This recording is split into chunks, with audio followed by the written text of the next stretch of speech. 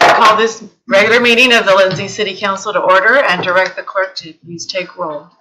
Councilmember Velasquez. Here. Councilmember Watson. Here. Councilmember Cortez. Here. Mayor Pro Tem Salinas. Here. Mayor Kimball. Here. Everyone please stand and join me. I think it's supposed to be Velasquez. Okay. Ready? Salute. I pledge allegiance to the flag of the United States of America and to the republic for which it stands, one nation, under God, indivisible, with liberty and justice for all. Velasquez online. Pam, did they say that? It says mine online too, so yeah. We will move now into public comment. The public is invited to address the council under any item under our jurisdiction other than notice public hearings. So we have one public hearing tonight. Would anyone like to address the council under public comment?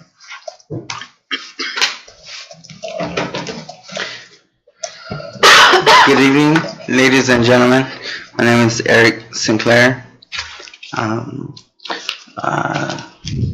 Sinclair Television, KMPH, Fox 26, LLC, Fresno.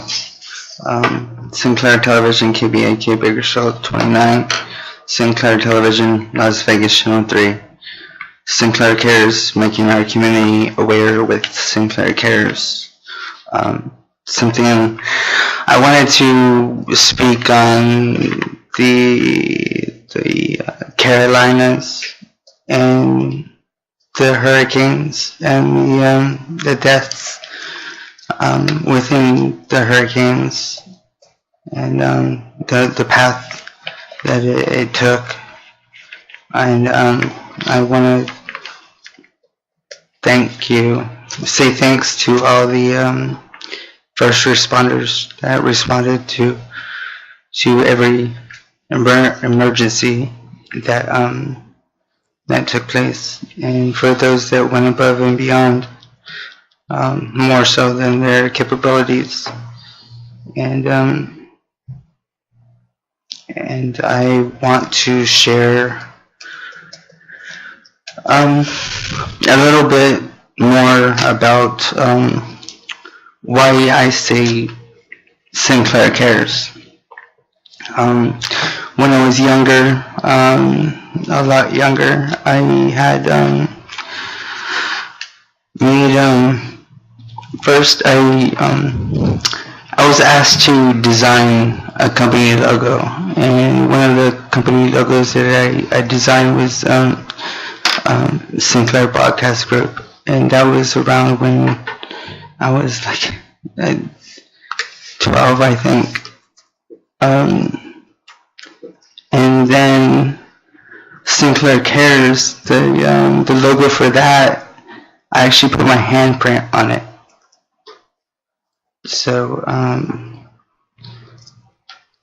had big influences in my life. My dad, Eugene Sinclair, he had told me all about my family history and why I'm at this center of a lot of things, and the choices that I made for these assets of mine. My great grandfather was Harry Ford Sinclair, and he was founder of Sinclair Oil. And I'm just giving back, doing what he would have done. Thank you. Okay. Anyone else wish to address the council at this time? All right.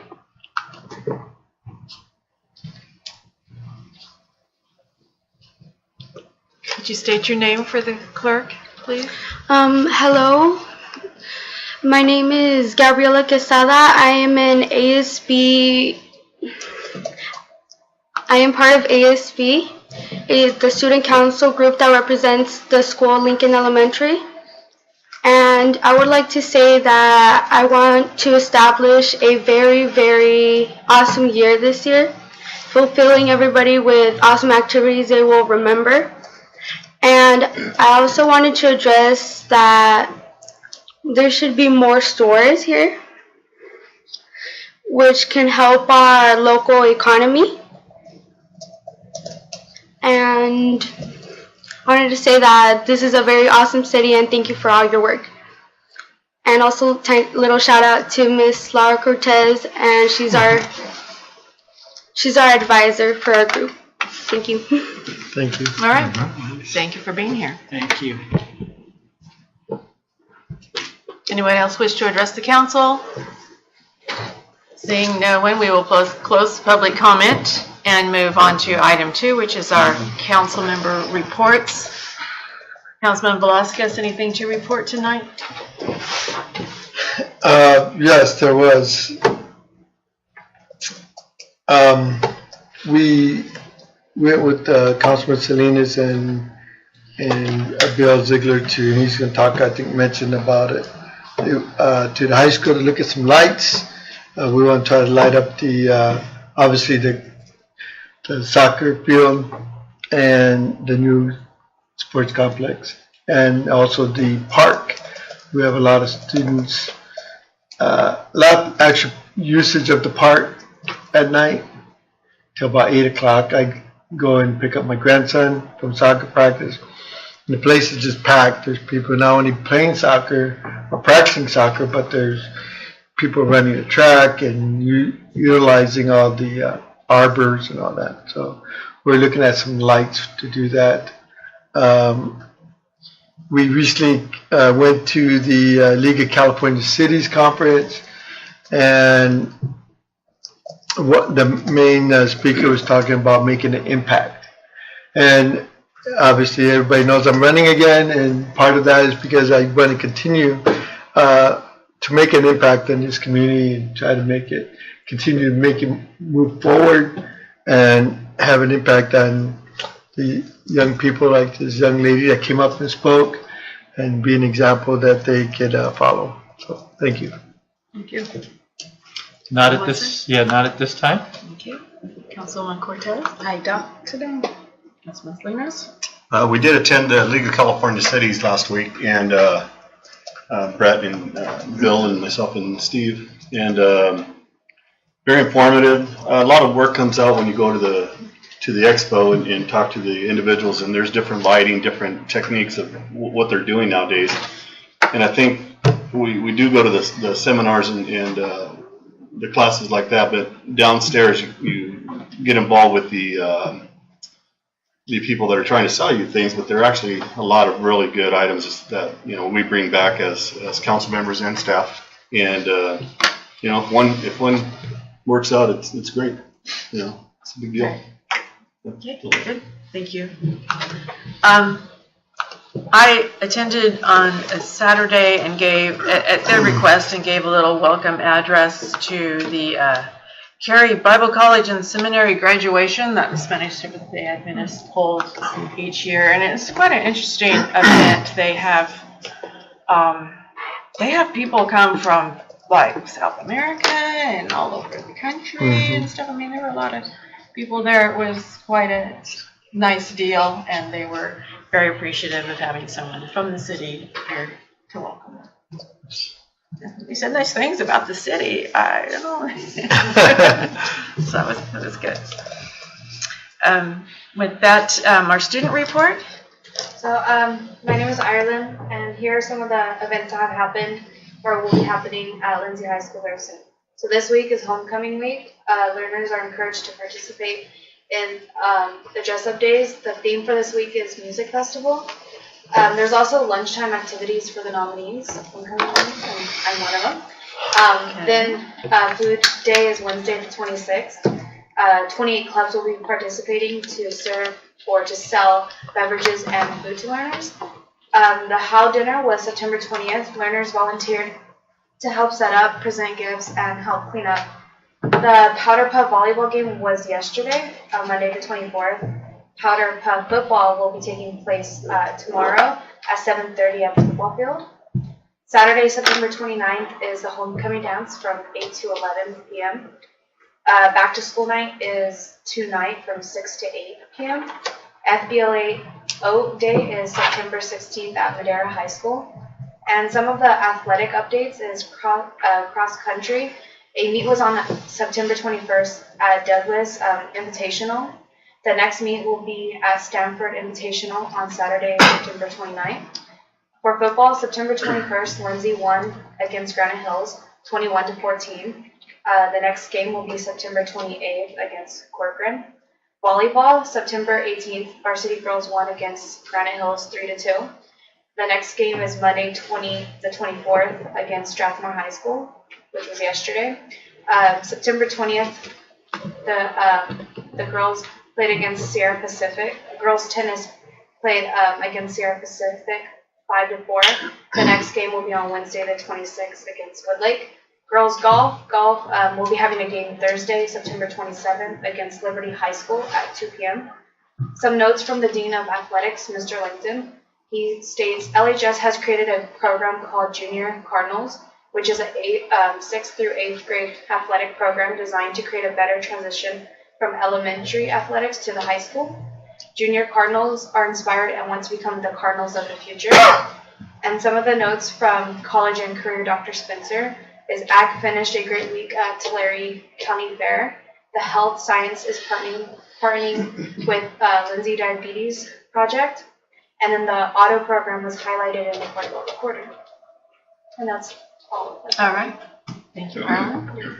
Hope you enjoy all your homecoming activities this week. I will. Good luck. It's been fun. Staff reports, Bill? Thank you, Madam Mayor. Staff has been running. We met with Linda Ledesma this week regarding a grant from the Robert Wood Johnson Foundation for $25,000 in support of community health. I want to support that, and currently we'll be targeting Healthy Kids, Healthy Lindsay as the grant recipient to be the best distributor of the grant in order to benefit community needs. And we've talked about water and crime and a whole variety of things, and I'm pretty excited about the opportunity there, and I know Linda will work hard on this. And I'm now on the board for that. I don't know if it got mentioned last council meeting or not, but yeah, I get to do that, and I'm excited about that as well.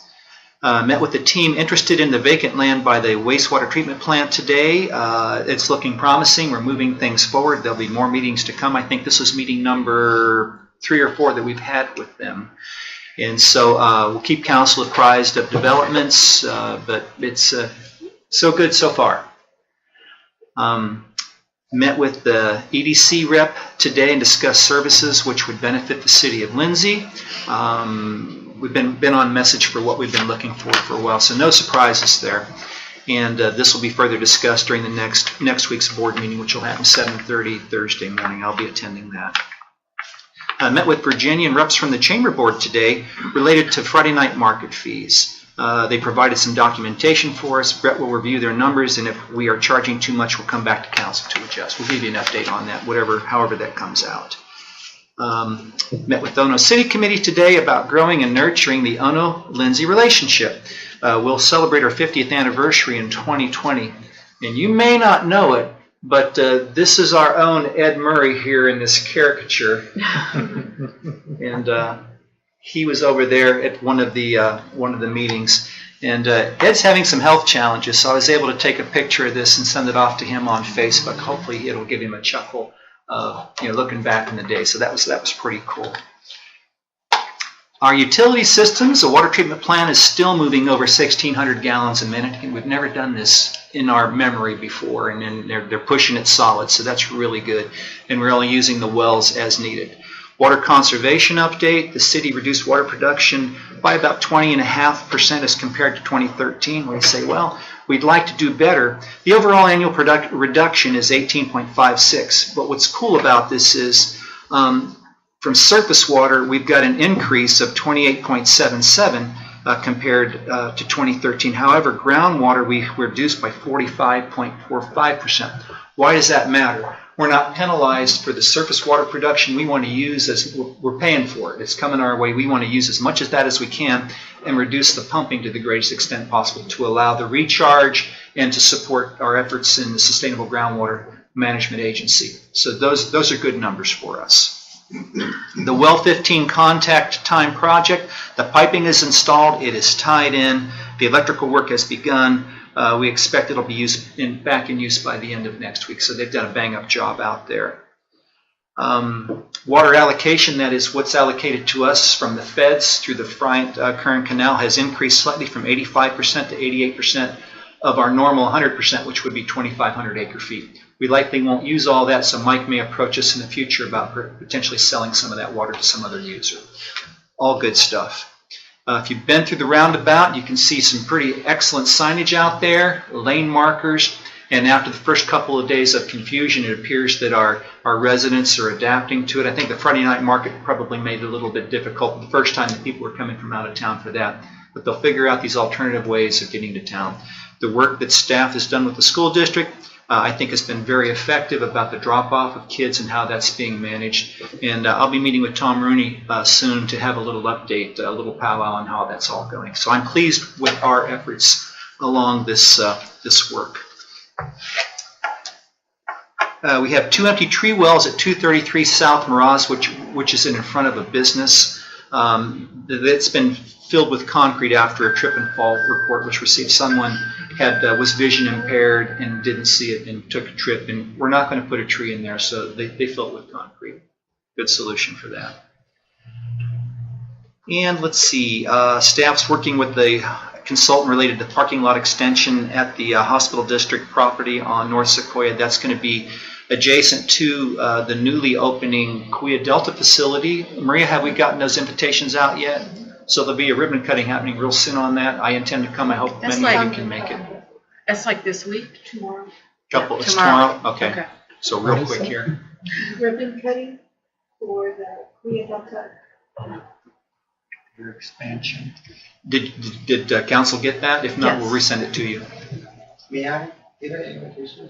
You get it. You may come. 5:30 out there on North Sequoia. You may come.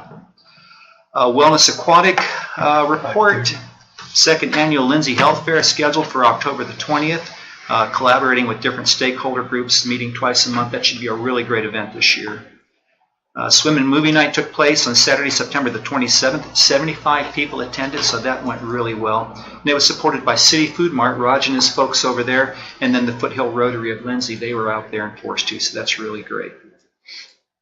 Lots of class activity taking place. Good things going on. Outreach is continuing. Renting out that great room facility that council wanted to hang on to, so that's working well for us. And that's all I have for now. Thank you. Be happy to answer any questions. Any questions for Bill? Thank you, Bill. We'll move on then to item 5, which is our consent calendar. 3 items on consent. Council minutes for September 11th, warrant list for September 18th, and resolution 1841, opposition to Prop 6. Entertain a motion unless someone would like to pull an item from consent calendar. For approval. Moved by Salinas, Second. second by Watson. All in favor? Aye. Aye. Any opposed? Motion carries. Madam Mayor, may we staff would request that we move the public hearing item to the next spot on the agenda, if that's agreeable with council. Is that all right with everyone at the public hearing? Okay.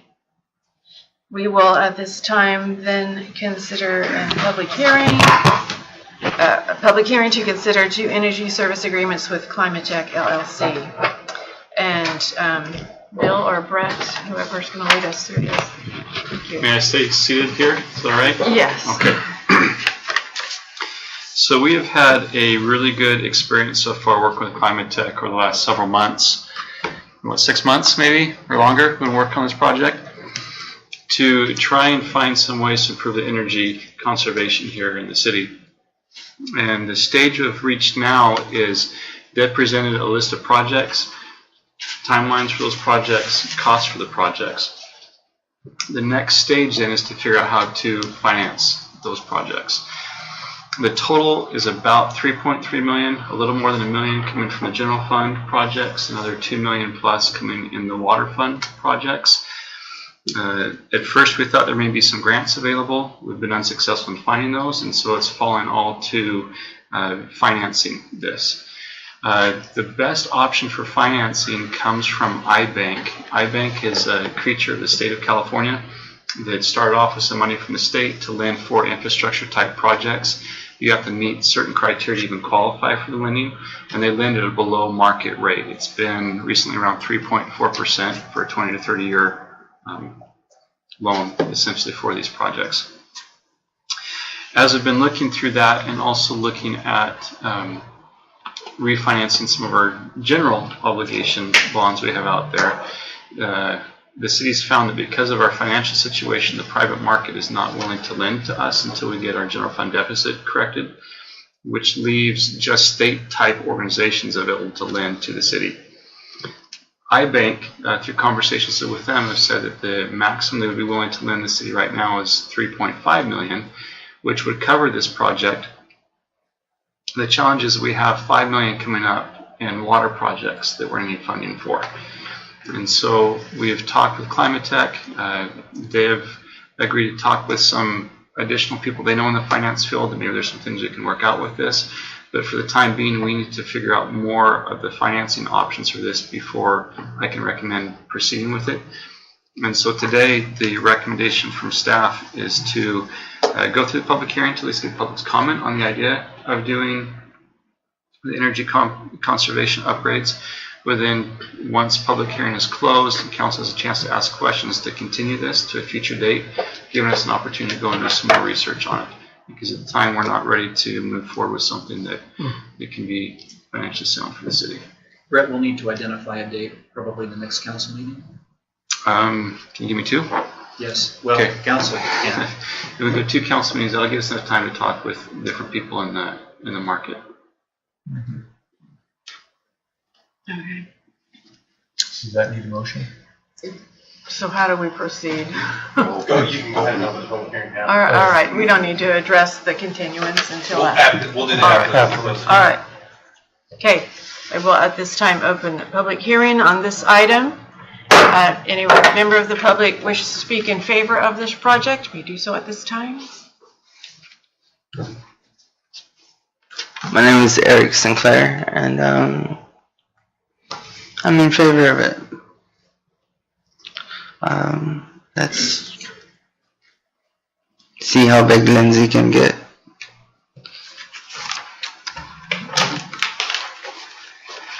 Other comments in favor? Anyone wish to speak in opposition?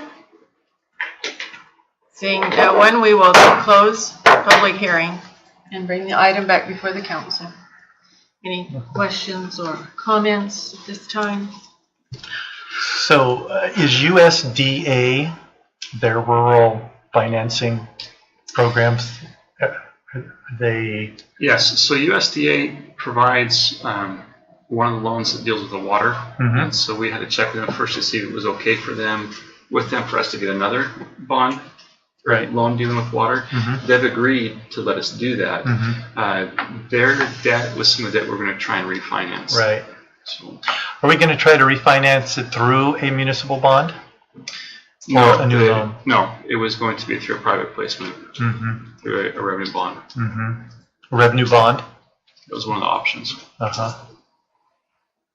But at this point, even though our credit rating for the bond is still pretty high, it's the questions that still need to be answered from the audit. Right. So what the market told us is that they need, first they would like to have the deficit gone, which so would we. But they said without being able to do that right away, they need to see several years of consistent improvement on that to show you're going in the right direction. And so with the things that give you more space to go for debt financing is revenue increases. Mm-hmm. Because it improves your ability to pay. Just like you think in your home, you can buy a more expensive home if you have a higher income.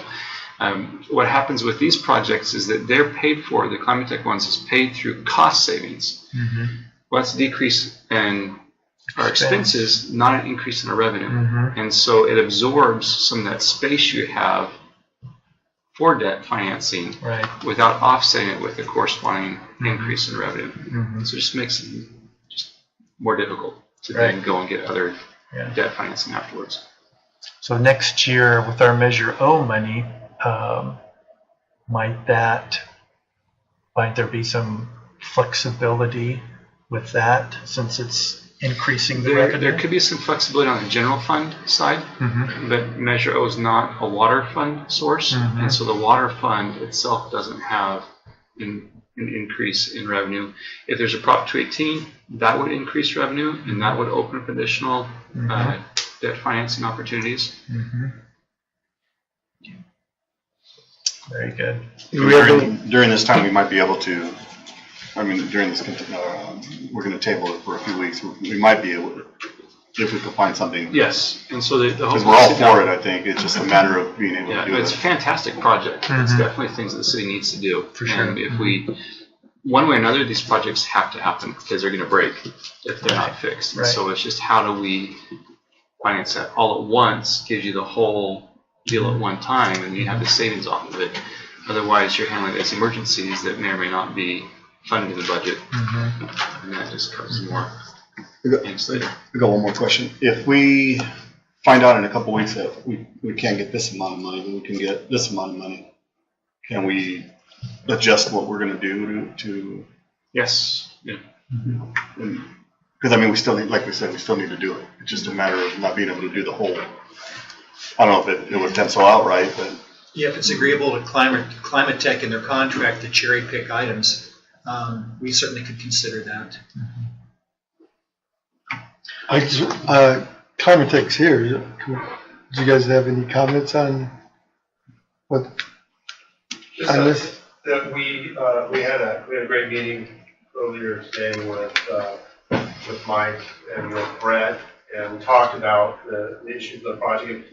What we didn't hear was we didn't like the project. We heard we like the project, but the concern, I think, is more about how that project would affect your ability to do other projects that you need to do.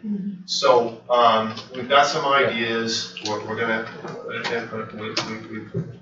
go back and talk with our folks and some of our consultants and see if we could maybe help with potentially with the bigger picture. We didn't have an understanding of that until today. I think we have a better understanding now, and I don't know if we can, but we're gonna go back and see if we can provide some relief in that area as well.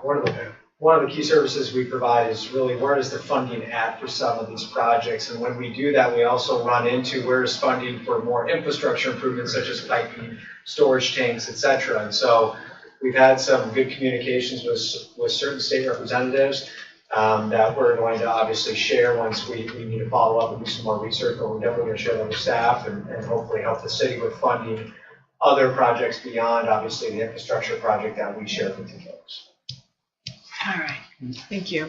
So the request from staff is that we continue the public hearing for about another month, is that? Yeah, we have to specify the date, so that would be. So the second meeting in October? Just hold it up. The 16th? 23rd. 16th? 23rd. 23rd? So if we're agreeable, do we need a motion? Entertain a motion to continue to the 23rd of October. so moved. Second. It's been moved by Selena, seconded by Cortez. All in favor? Aye. Aye. Motion carries. Thank you. Okay. Thank you. Thank you, guys. Okay, thanks. So we will go back up to item 6, naming of soccer park.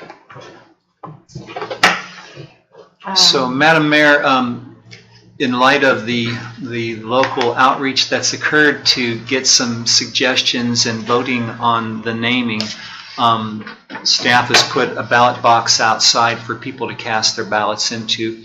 And while if there's further discussion from the ad hoc committee on this, Ms. Knutson will count those ballots for you.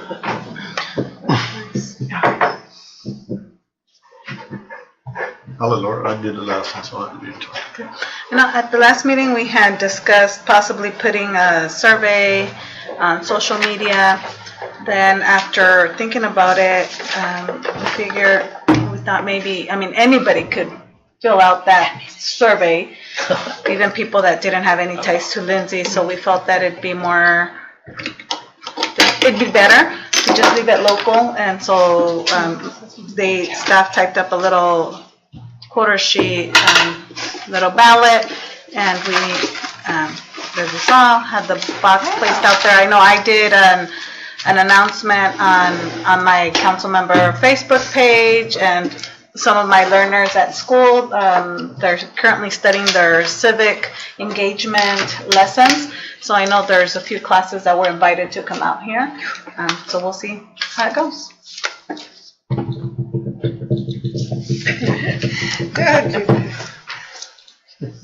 No pressure, Marie. I didn't realize we had so many. Yeah, there's quite a few.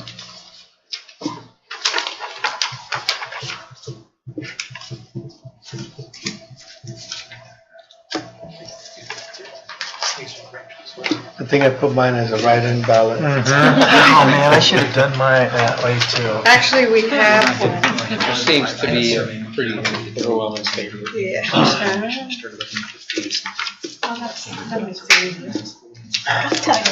Somebody else heard it. I don't think you know. They're always there with Linda. I know there's one vote for Alaska somewhere, but I'm not sure who put it in there. Yeah, me neither. Wish I thought about it. Watching the sports complex sounds good too. Yeah. What's in housing? Is that what you said? I wish. That was. Housing right across the street on this 6. Recount. 6. Yep. And then we have 2. And 2. Oh, and then we had a write-in. I'm curious to look that in. Yeah, what is the right? Lindsay Sports Bowl. Oh, sport without the S. Bowl. That wasn't me. You thought it was me.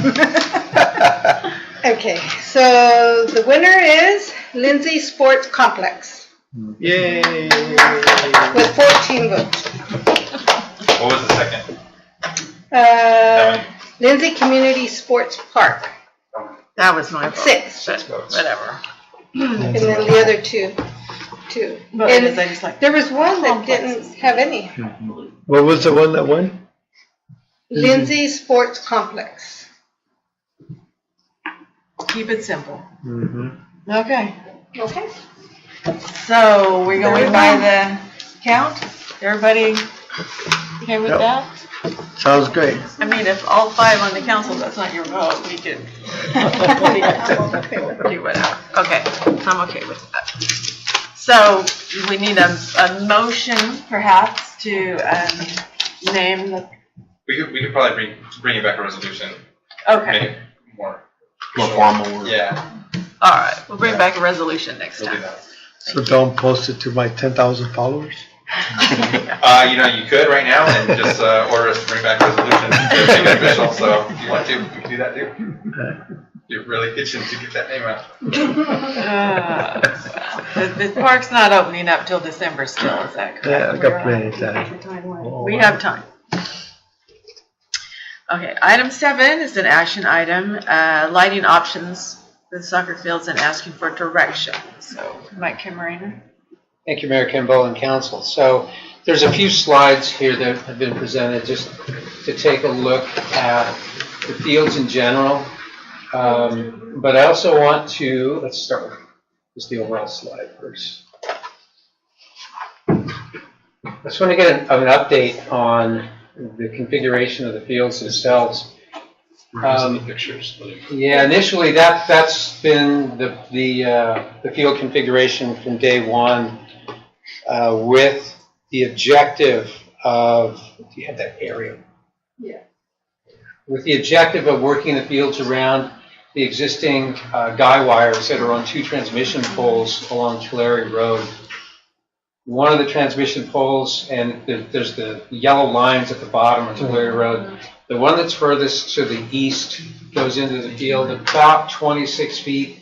You can see how it lays with the configuration there. Really no issue with it. We will still take safety measures to make sure that either parents that are sitting as observers or anybody that wants to be there watching practice or games being played, that's going to be pretty easy to identify where it is. The one that's creating a problem for us is the one that's to the west. That's going out nearly 80 feet into the field.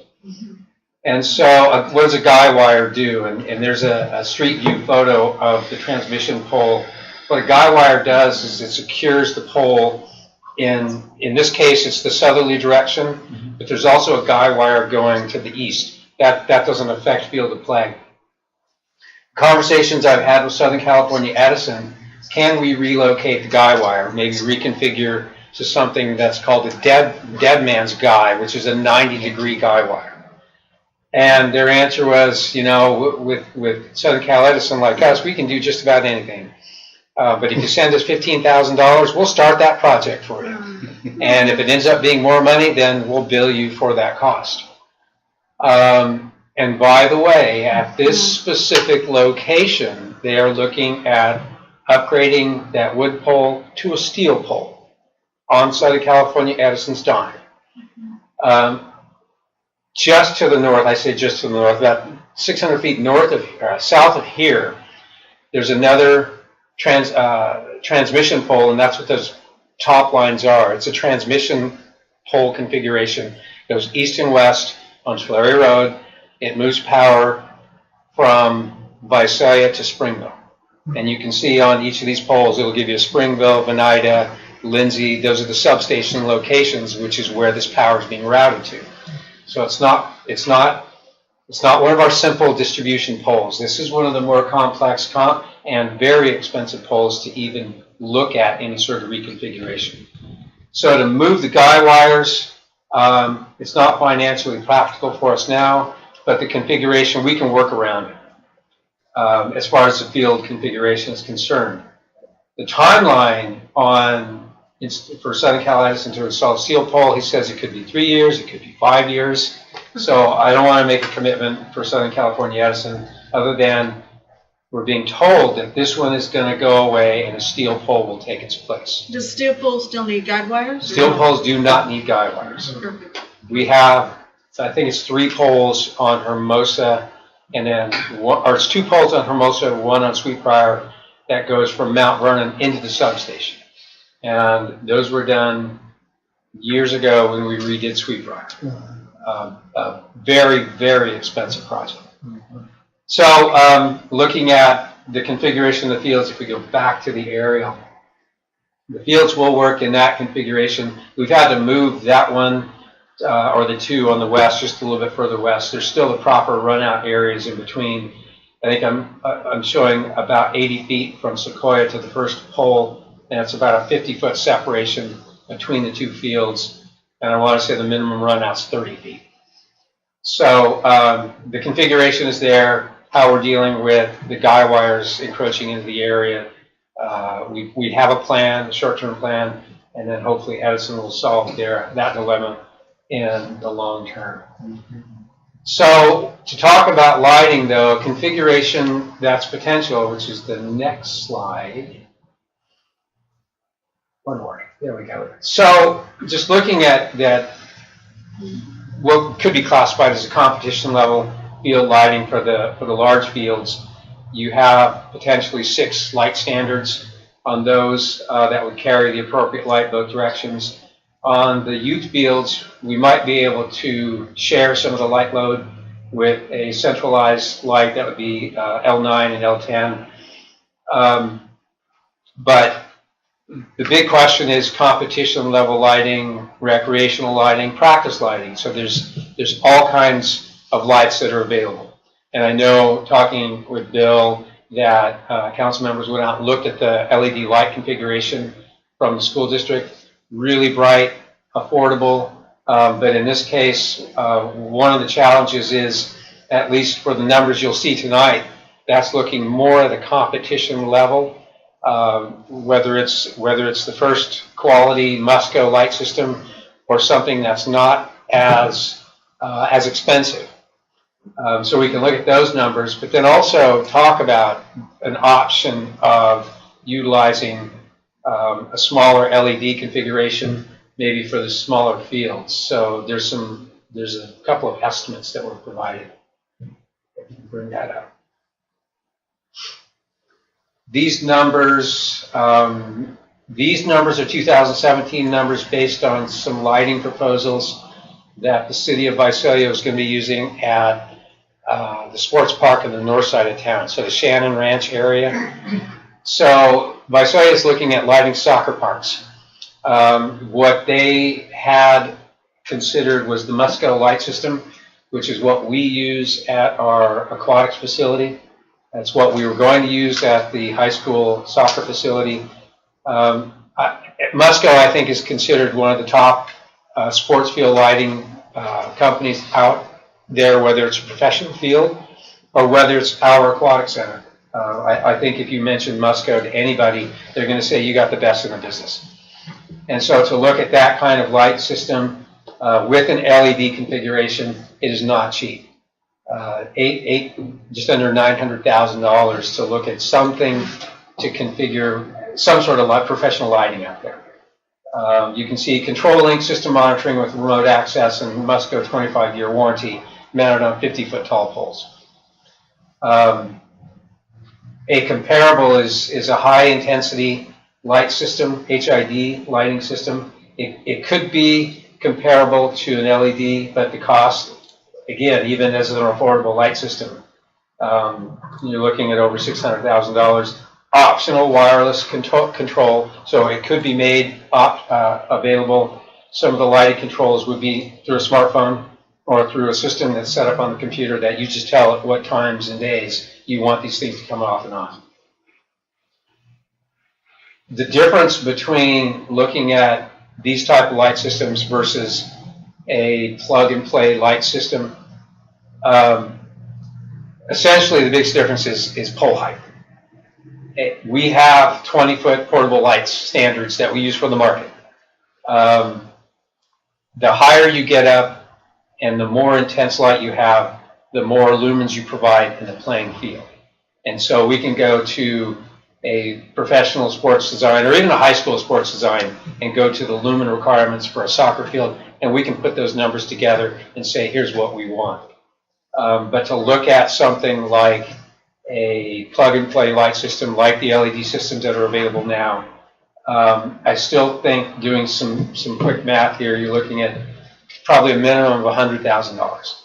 Now, the light standards alone, what to mount them on, and then get the structural design to make sure the mounting and all of the connections are going to be adequate for a public facility.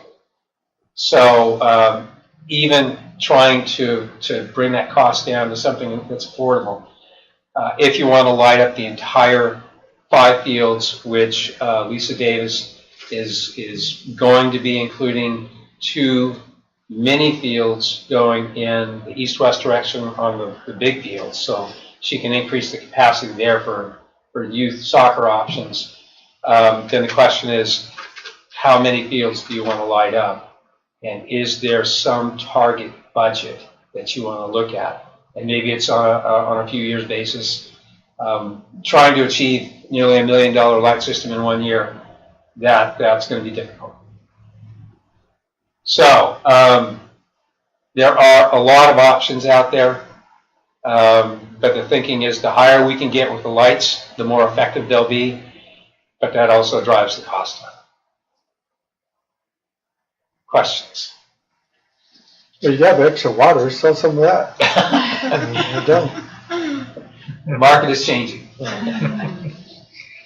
So the LED lights, we would consider the one proposal, getting those, putting them on a 30-foot, 25-foot Yeah, both of these estimates here, the most important factor for both of them is they're both using a steel pole. And I did some research where, wood is good. Wood has a tendency to decay, and wood can move. So over the course of time, it'll dry out, it'll start to move. We've had really good luck with the olive bowl wood poles. But if you look close, they're getting close to their age. Like anything else, I don't know that we can get that quality of wood pole these days without paying a premium cost. And if we're going to pay a premium cost, what's the difference between wood and steel? So 30 feet would probably be a good minimum target. 20 feet, we have the ability to do some testing. We have 20-foot portable light towers. Once the fields are up and running, we can take them out there and experiment with them. You're right. Definitely the higher the pole, the better. The more effective the light. Right, effective it is. Now the lights that were tested, those we could affix to the 30-foot poles? In some fashion, yes. So there's design costs. The lights themselves come with their own internal connection and engineering that is for everything above ground.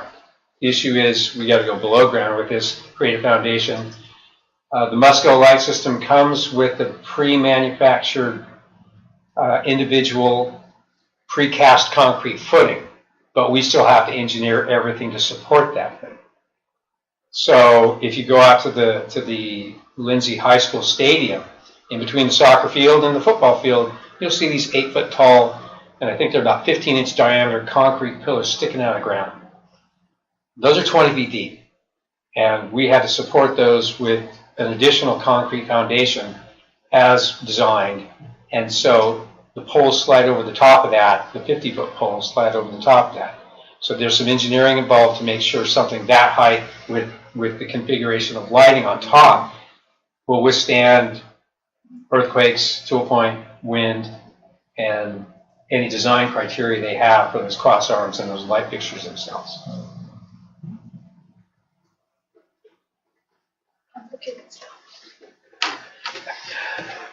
Do we have any preliminary estimates about the revenue that could be generated once the 5 fields are up and going from, fees from local clubs, tournaments, anything like that? We do not yet. Okay. We have the lights back on.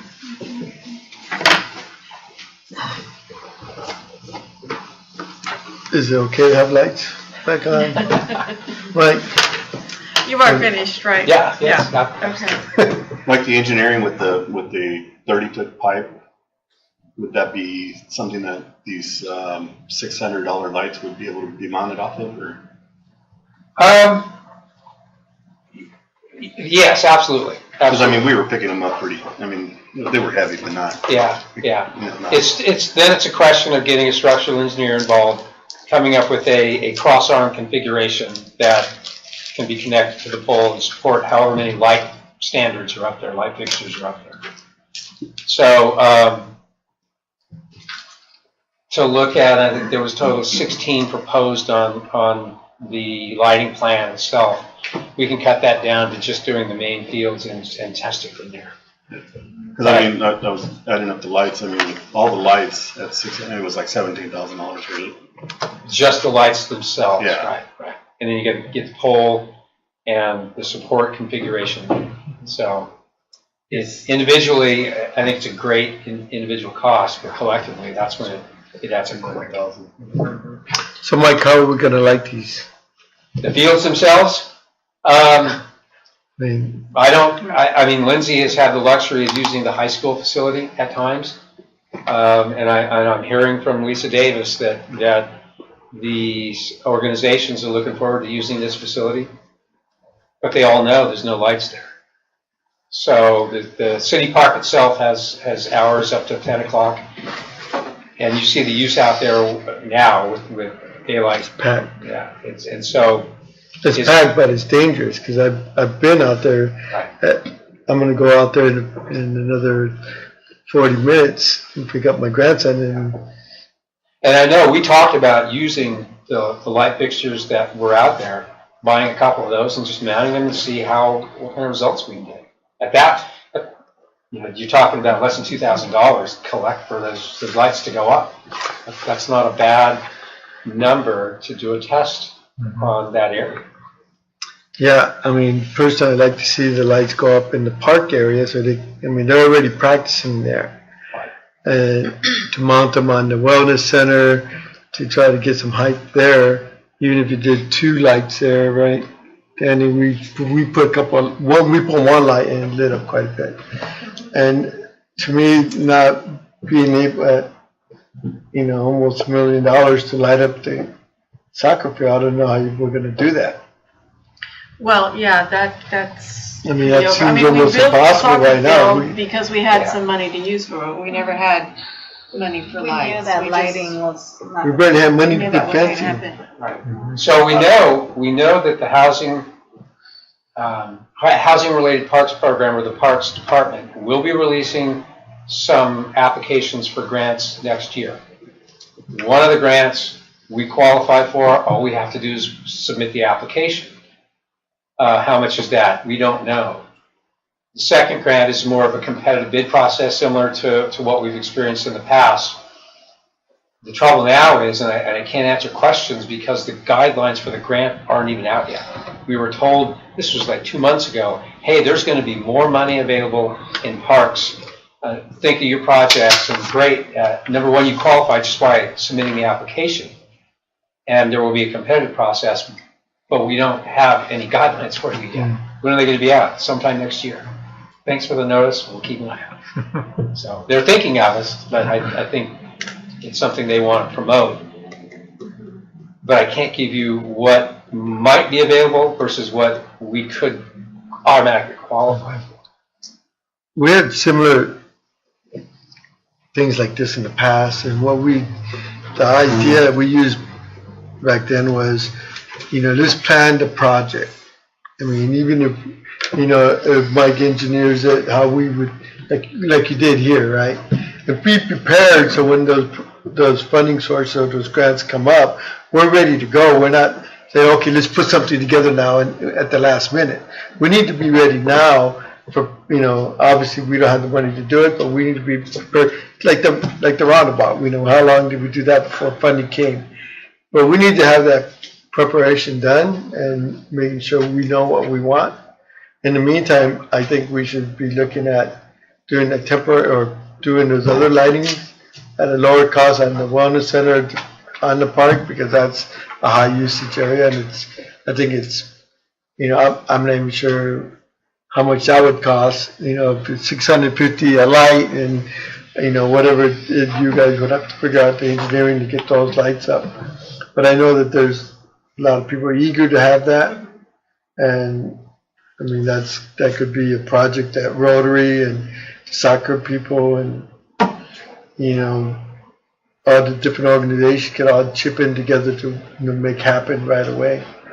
The question that we would have, we can do that, and I agree, I support that. The question we would have would be, what's the scope of lighting that we want to do? Mike showed you a slide where we were lighting everything.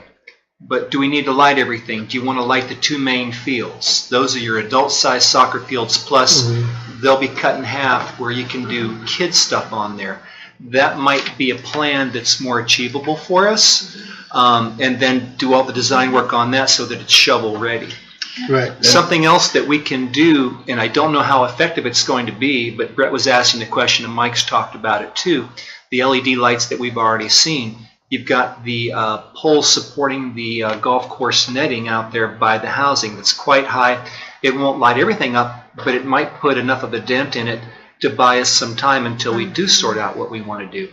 So the important question for us is, what's the scope of what you'd like us to do, and then we're fine with doing the design work on that, and then whether or not you want us to pursue locating some lights on those poles as an experiment to see how it's going to work. I think that I like that idea. I know people already know that there isn't going to be any lighting right now. So by us experimenting, I think it'll give us an opportunity to see what the usage will be, because right now, I mean, even at the park, they go as late as they can until you can definitely not see the ball rolling, you know. So I think the same thing will happen, you know, when these fields are open, and then with that lighting there, they'll have a better idea of what their time usage is and how late they can be using them too. So it's a good idea. The engineering cost for the wood poles is minimal compared to the metal, correct? Or Well, is it about the same? It's probably less, but minimal. Yeah, I mean, just because, you know, you don't have all the, well, for example, the poles at the golf course, do you recall what sort of underground engineering? I mean, you know, because when Edison drops a 60-foot wood pole, they basically just drill the hole. Right. They don't put any cement or anything in. Right. And there's different considerations on that, because typically, like the street you showed, they're connected to something else. True. Right. So in the case of the golf course netting, that's being held together with that net between each pole. Mm-hmm. But I can look that up and see what kind of design engineering was included. Because we don't want any guide wires anywhere. No. So, go ahead. I don't think we need to light all of our practice fields. And I mean, I took my granddaughters to soccer practice in Visalia a couple weeks ago, and they didn't. If they had lights there, they didn't turn them on. It got dark and we went home, and hallelujah, because then families can go home, right? And do homework and put kids to bed and stuff. We don't need to have it lit till 10 o'clock at night for kids to be practicing. I don't think other communities do that. I don't think we need a competition on all of it, but doing the adult ones, getting those to being prime and ready to go, but having it dug out and ready to move forward if we ever want to go for more. Because if we're going to have to dig up here and dig up again and then dig it up again because we don't have enough wire or, you know. Yeah, that is a process, consideration. you know. I mean, the good news is it's open turf area. We just have to avoid the irrigation system. But then, unless wireless technology comes along and is able to provide control and power through these light standards, we've got to connect them somehow. There is wireless technology. It's called daylight. It's cheap too. Mm-hmm. And that's as high as you can get. The other thing I want to mention, last night I was actually at the Porterville Sports Complex. It was about 7:15. That's when it starts getting dark. And I was hearing some parents talking that were in the area saying that at some point, it's going to get darker faster now. Mm-hmm. Some coaches that really want to practice, they bring their own lights, like the ones that you guys put out for a farmer's market. Mm-hmm. So, I mean, if we just do the so two... like teams could purchase a light or whatever. Yeah, so if we just do the adult fields and someone really wants to use the other area, I mean, that's an option for them. Yeah. I don't know how they do it, where they get them from, but I know that's what they were saying. They actually bring out the lights. Yeah. You will get residual light on smaller fields if we light the big fields. Mm-hmm. And enough to do warm-up, to do some things, but not enough. You know, we can always push some that or send the lighting that way for 2 extra lights or 3 extra lights. And that's usually what it is later at night. Is more training or practicing. Games tend to be earlier. But I start looking at the numbers of the light at 650, and then the pole and this, and those numbers are crazy amount for the municipal lighting. Crazy. I mean, we're hopefully going to be able to put these 3 lights up for $2,000. So the exact comparison as swim parents, when you go to Exeter's not a good example. One of the Visalia pools, Porterville and Neptunites have some of the worst lighting in Tulare County, and I was there for 20 years. But you come to Lindsay facility, and you're looking at a first-class lighting and overall facility. And so to look at competition, or even near competition level lighting versus practice field lighting, or just lighting for pickup games, there's a significant difference. Mm-hmm. So Okay, so you're looking for direction. Everyone agrees we can't spend $1 million this year on green lights. I think everyone would kind of like to look at lighting the two bigger fields eventually. Anyway, getting a plan in place so we could seek money if it ever comes available. I think we should figure out how to light the park sooner than that. And if you can, that's spend a couple $1,000 to get that's some kind of in lights the up on the works already, wellness right? center, that would be I think we're a planning nice that, Steve. experiment. Okay, I'm saying that not just think about it, but just, give us a hard number, give us a number that we can start going out and saying, we have to raise $5,000, or we have to raise $10,000, what is it, what's the amount that we need to light up that park? Let us take a shot at trying to get that. Based on, If the city doesn't, we don't have it in our general fund, obviously. based on some information I got from Bill, we're doing some price searching for a comparable or exact item that you guys saw.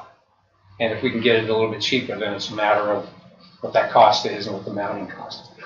I think, though, we're talking about a couple of different things. Yeah. So we're talking about lighting the soccer practice field, and I'm not sensing that there's resistance to us spending some money to mount some lighting on the aquatic center mezzanine to do that. I think that's going to be a good test bed for us to see how effective this lighting is, how much it lights. So that's one part. The second part would be, I think I'm hearing you haven't completed your motion, but to light the adult-sized fields and create the plan to do that, and then we'll chase funding. But the third part, and we haven't explored it very far, is lighting up the park. I know you want to do that, but I kind of need to know how much do you want to light the park, because I think these are going to put out a tremendous amount of light. And is that something that you want to have happening all night long for special events? How much do you really want to light it? Do you need just a little bit more light than you have to illuminate the running course? I need some more information to make sure we do what you want us to do. I think you should do the park first instead of the third. Going on. No, agreed. I'm not just talking about three different projects. Right, okay, so I think that should be our first project, because, we could all go out there right now and you're going to see people stumbling, and it's a safety. To me, I think it was a safety issue when I was out there. I think that's something we should look at first, and figure out how much that costs. And so prior to the mezzanine job, with the same timing as lighting for 10 o'clock, I think not change that. I don't think we should extend the lighting or the park time. the timing. So we are thinking about $2,000 for the mezzanine job, and that's a guesstimate right now. But reminding ourselves, we don't have any money. We don't have any discretionary money. So in lighting the park, as I sit here, I don't know how much you want to light it, and do we need to put just more intense lights? Replace like you've done the LED work. Do we need to change out those low power lights that are out there now and put something with more zip in them? Do we need to hang these 600-watt LEDs there? There are several things that need to happen before we pull the trigger on it. I need enough information to know what you want to achieve with it. Can we? Personally, I'd like to see the 3 lights go up, if not 2 lights, because those were pretty bright. It was night and day. But go up a little bit higher, like we were talking about. But get those done. Get those up. Get the kids going. We're good. Then, if we want to light up more areas, we can go to the bathroom area and put a pole up there, depending on where we want to do it. But let's do it one at a time. Let's get these going. Get everybody happy. We'll do the next where the pole. Where the restrooms are, because we probably have power there. And it's just regular 110. So we'll put a timer on it, and I don't see it going later than probably 8:30, 9 o'clock. Because the longer they're on, the more Yeah. that people will be out there. What about, just for a temporary solution, taking the towers that are used at the Friday night market out there for right now? We can do any of that. So we'd have to lock them up. They'd have to keep on putting gas. We're talking in the next. Yeah. We're talking the next few weeks, maybe, if everything goes the way. Getting the LEDs up. Getting the LEDs up. Yeah. But in the I think I might be talking out. But Well, that's why I'm asking. I'm not trying to understand what you want. Because you probably have to have a decision. We're on the same page on that. You know, I'm guessing 5,000, but I don't even know. I mean, that's what. I think we're looking more at 2,000. Yeah. You know. But see, that's what So- we don't know which, just to light up the park right now. But in lighting up the park, to quantify lining up the park, what you're thinking right now is the mezzanine structure and perhaps a pole at the restroom, that would be adequate for the initial achievement? Is that what we want to pursue? No, the 3 light. Well, for me, the 3 lights would be good for now. Right. And then we can Right. maybe So go up lighting there with up another the light and park see is what we like a need. new idea for me. I have no idea how much lighting Okay. the park might need. I'm not ready to weigh in on that, but I can see putting some light on that soccer field because that is used into the evening, and if we can do that inexpensively, that sounds good. That Soccer would be field like or the the first. park area? Well, By the wellness center. I mean By by the the wellness. wellness center, Yeah, what they're right. using now for soccer Right. practice. And, But, and with those lights up high enough, there will be some push out into the park. But we probably should start with that first, see what it looks like, Start with that then we can come back. It would have been nice to have everybody there. Oh, look yeah, at it, yeah. but they were impressive. It's, Mhm. Pam, I think that, the reason I'm bringing up the park first is parents are going out and and you can go out there and witness it yourself. They're taking the kids out there and they're exercising while the kids are playing soccer. Or they're taking the kids to the playground while the other ones are practicing soccer. So it's not just a soccer issue, but it's just a safety issue for the whole park usage. Because, people are out there waiting for the But practice is to it finish. really like a problem? I mean, they're out there walking the sidewalk. Well, That it is doesn't if you sound go, like it. you have to go out there and see it. I mean, I stumbled a couple Bring times your just walking the flashlight. Yeah, okay.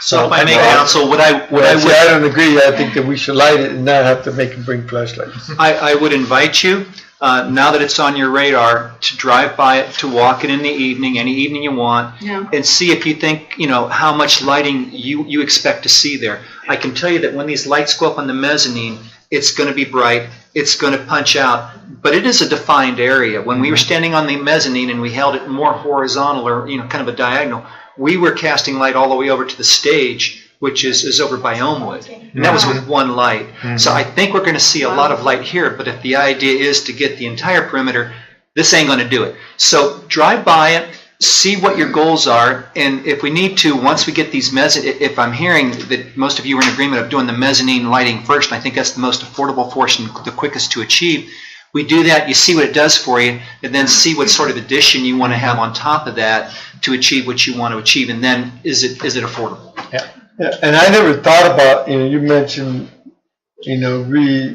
redoing the pole lighting that we have there now.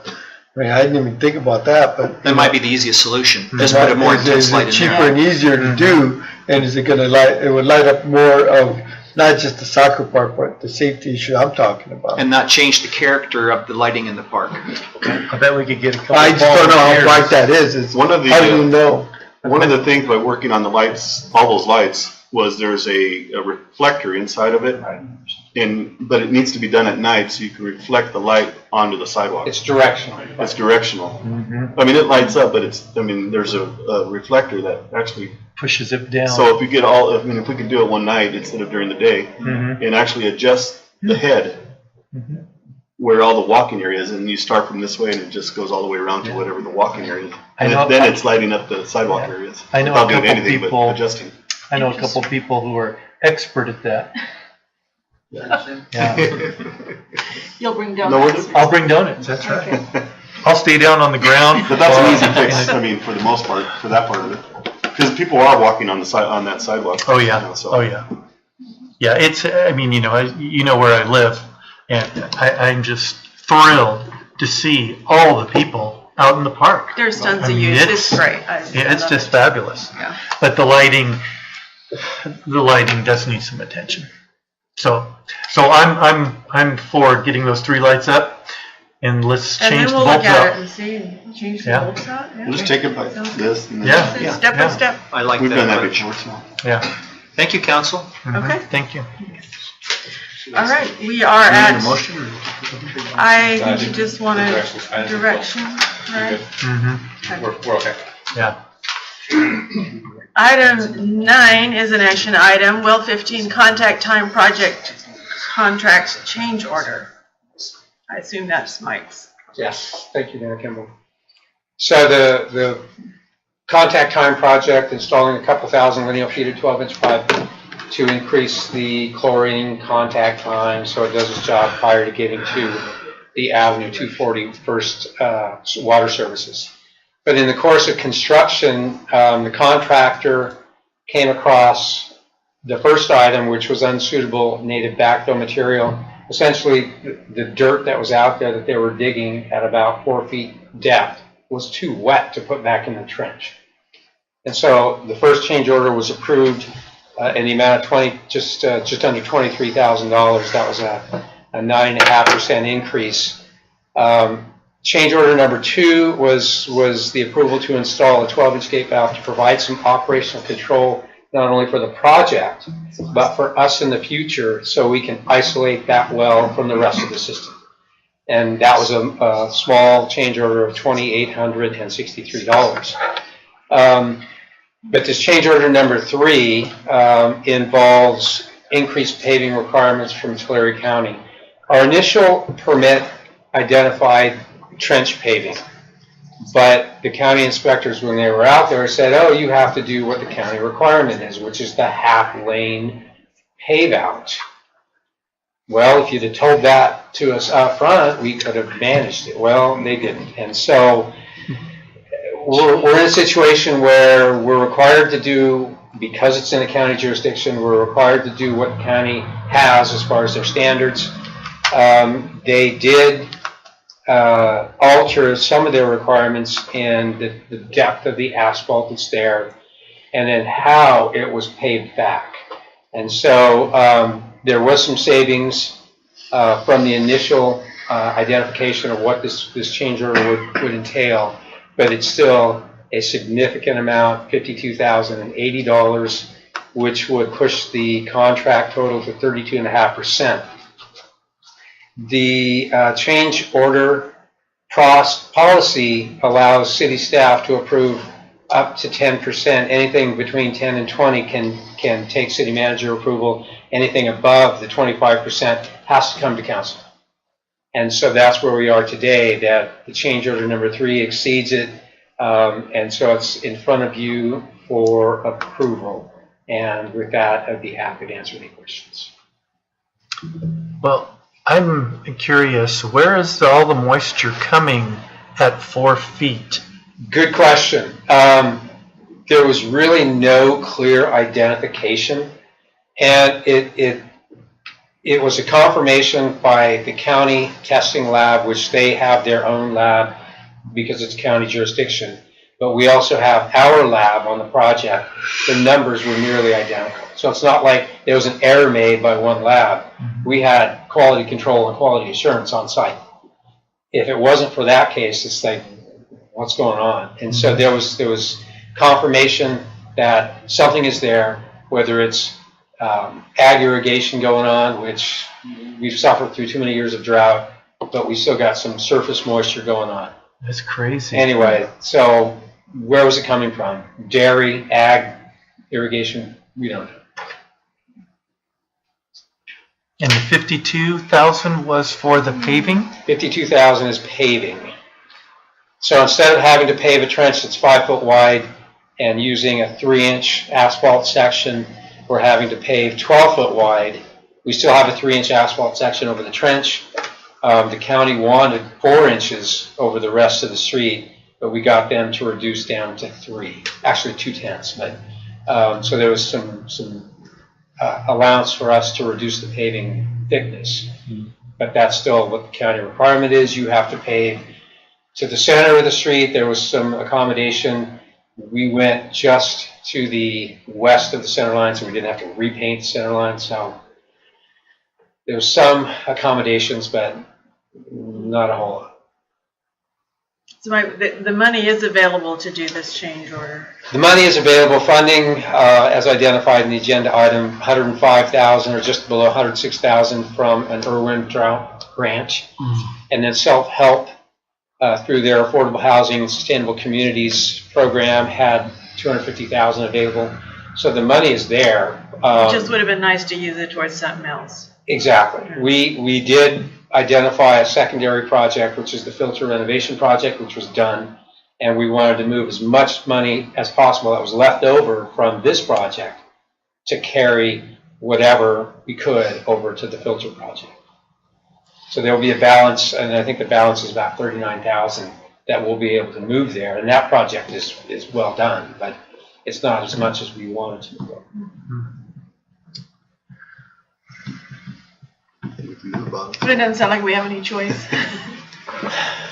So, would entertain a motion. So moved. Second.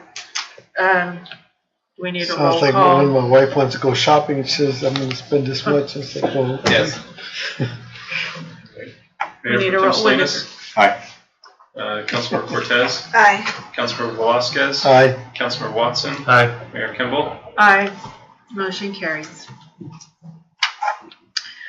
I assume, Mike, you'll talk us through the next informational item 10, disinfection byproducts notice. Yes, ma'am, Mayor Kimball. Let me bring up both these notices. I think it's in number 2.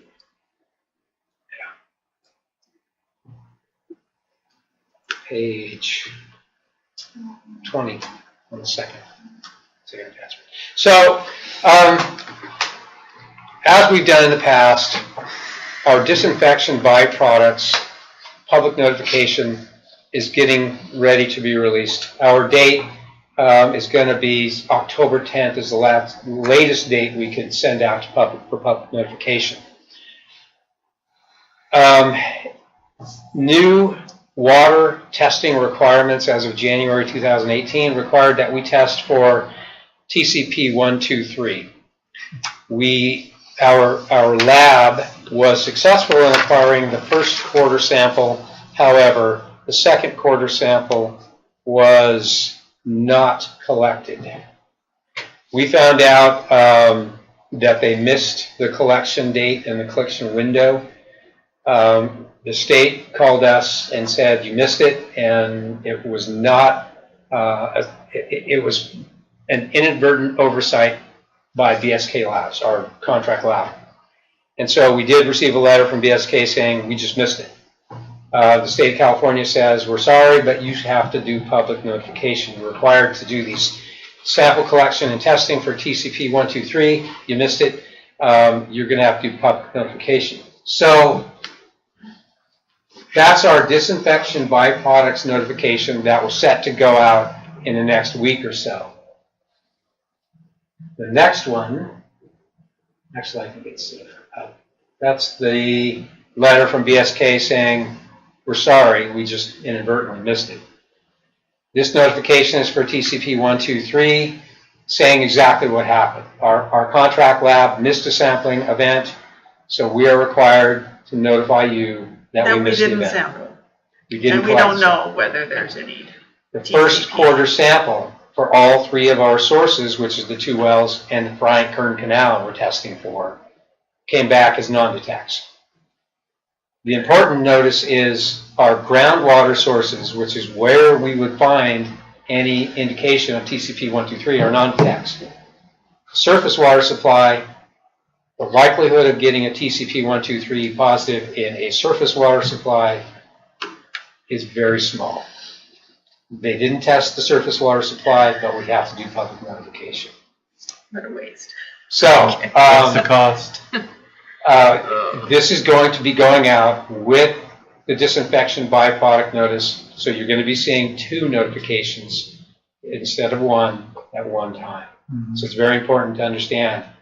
One is DBP, disinfection byproducts. The other one is 123 TCP.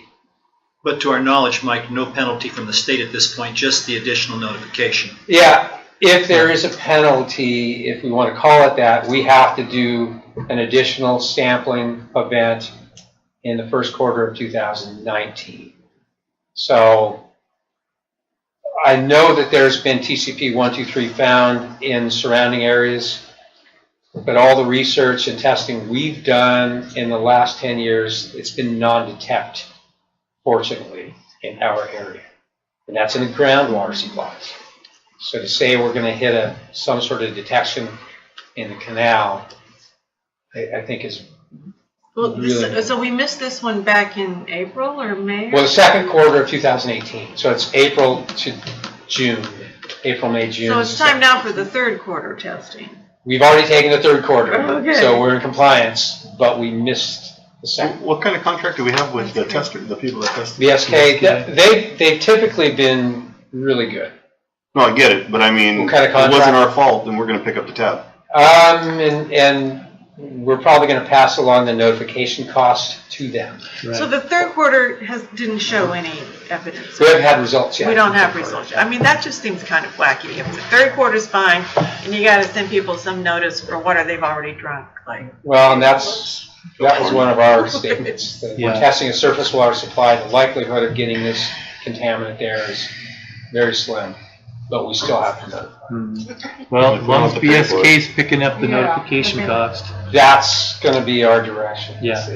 We're gonna pick up about between $800 and $1,000 in reproduction and mail costs. Mm-hmm. And then I'm gonna try and tag on some of our staff time that we've had to do this. Good. Mhm. Good. And whether it's a credit for future testing or whether it's just a straight out invoice. Yeah, just make it $5,000. That'll be good. Can they put lights up? Yeah, really. Even better. Yeah, maybe that's how we can I pick can't believe Steve didn't say that. it. Okay, thank you, Mike. Item 11, are there any future agenda items council members would like to suggest? Just quickly, some time ago, we talked about an adjustment to an ordinance for the mobile home park in regards to possible code violations. I just thought I'd bring that up to see where we're at on that. I mean, I know we're shorthanded and all of that, but Our research is showing that we can't really do anything with them. Mike, you had done a fair amount of outreach on that. I don't know if we were able to, did we get to the point of checking with other communities or just going through the rules that we were able to find? We checked with a couple of other communities, and outside of something that's just flagrant, mobile home parks are really off limits to us. well, yeah, that's true, but a couple of us attended that. Well, we Legal did, but counsel. it was still kind of iffy as I recall. And I think the staff has tried to figure out whether there's anything. I think if you had a legitimate, you saw something that was a health and safety issue to the occupant of the trailer. So they built a lean-to attached to it. They didn't go through a permitting process. Right. You might be able to do something there. But that's kind of it. They're regulated by the state and they Right. are absolutely hands-off. Yeah, well, that's what the majority of them out there are. Right. Is that. But this attorney had actually taken some of these parks You and know, won. perhaps we need to backtrack and get his name because we- I've not been able to find, I mean, when I had the material, I Right. downloaded the material, I found nothing in the material that alluded to this. To a specific- And so I think we need to establish communication saying, help us find a Okay. resource. I'll see if to I do can, this. if I still have that too. That would be great. Yeah. Did I'd be code happy to chase enforcement ever look at mobile home parks to see? I'm if sorry? Does code enforcement ever look at mobile home parks to that's- see if there's any? They're regulated by the state. They are hands-off. The one time that I tried to get involved, we had some people moving mobile homes out of an area that I didn't think was an actual mobile home park. I thought they had just dropped them in there. In fact, I think it was some of Virginia's vacant land up along Tulare Road, and they had a couple more ready to drop in. I said, wait a minute, you're not going to do this. You're not going to make a out of conformance site further out of conformance. And I talked to the property owner.